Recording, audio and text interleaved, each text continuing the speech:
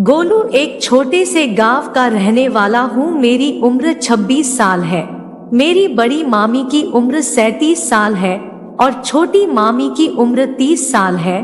छोटी मामी दिखने में बला की खूबसूरत है। 5.5 फुट की हाइट के साथ उनकी 34, 32, 36 की फिगर किसी का भी मन विचलित कर देती थी। मैं किसी न किसी बहाने से उन्हें छूने की कोशिश करता। मैं इससे ज्यादा नहीं कर पाता। फिर एक दिन मामी की माँ की तबीयत खराब हो गई, जिसके कारण उन्हें दिल्ली ले जाना पड़ा।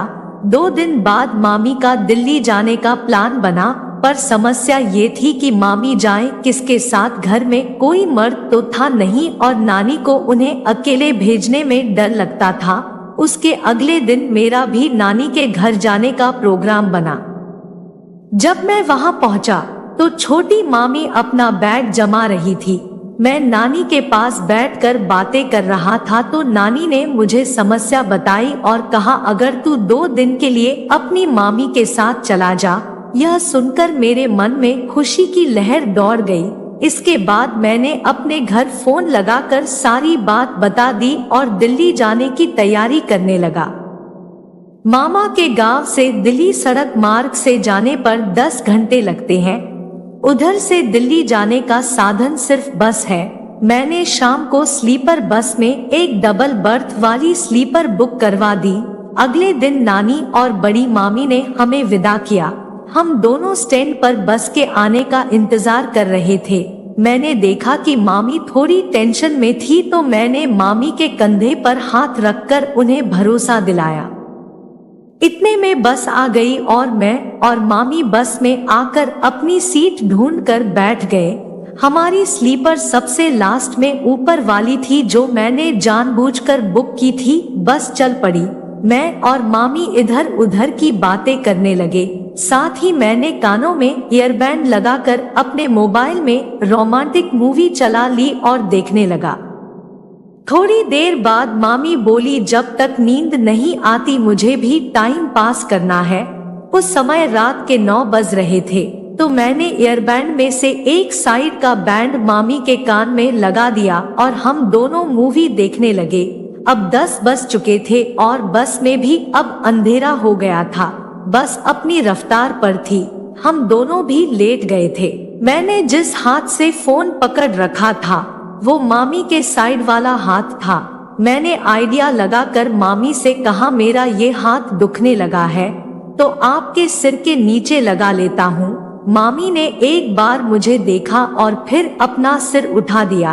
अब मेरी बाह मामी की गर्दन के नीचे थी और मेरा हाथ मामी के कंधे के पास था। अचानक मूवी में एक रोमांटिक सीन आया और मेरा हाथ मामी के कंधे पर चला गया। मामी ने मेरी तरफ देखा पर मैं मूवी में ही नजरें जमाए रहा। किसका सीन चलते ही मैंने मामी के कंधे को थोड़ा दबाया और दबाते दबाते पीठ भी सहलाने लगा। मैंने देखा तो मामी ने अपनी आंखें बंद कर रखी थी और उनका हाथ मेरे पेट को छूना चाह रहा था, पर शर्म ने मामी को रोक रखा था।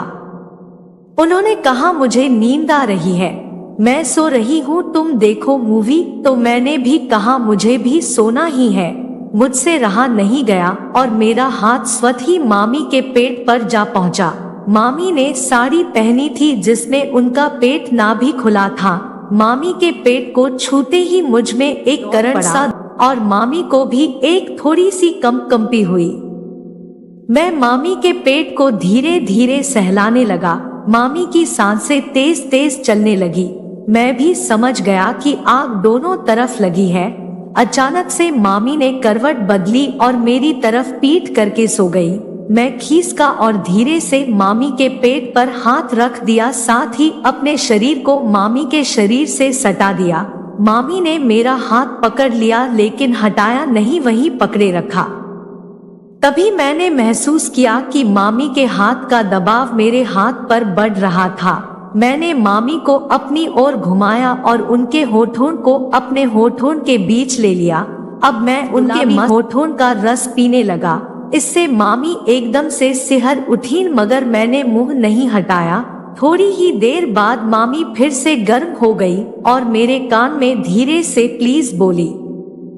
मैं समझ गया कि असल युद्ध अब करना है। हमारी तेज तेज निकलती सांसें आपस में मिलती जा रही थी। करीब 25 मिनट तक हम दोनों के बीच उथल पुथल मधोशी भरी जबरदस्त घमासान युद्ध चलता रहा। घमासान युद्ध के बाद मामी मेरे ऊपर ही निढाल होकर पड़ी रही। इस घमासान के दौरान कोई बातचीत नहीं हुई। मैं और मामी एक दूसरे की तरफ देखकर सिर्फ मुस्कुराते हुए वापस उसी अवस्था में लेट गए। हमने समय देखा तो रात के 12 बज रहे थे। मैं और मामी एक दूसरे की बाहों में ही सो गए। पता नहीं चला हमारी आँख कब लगी। तो आपको यह कहानी कैसे लगी हमें कमेंट करके बताइएगा। ऐसी ही कहानी सुनने के लिए हमारे चैनल को सब्सक्राइब करें।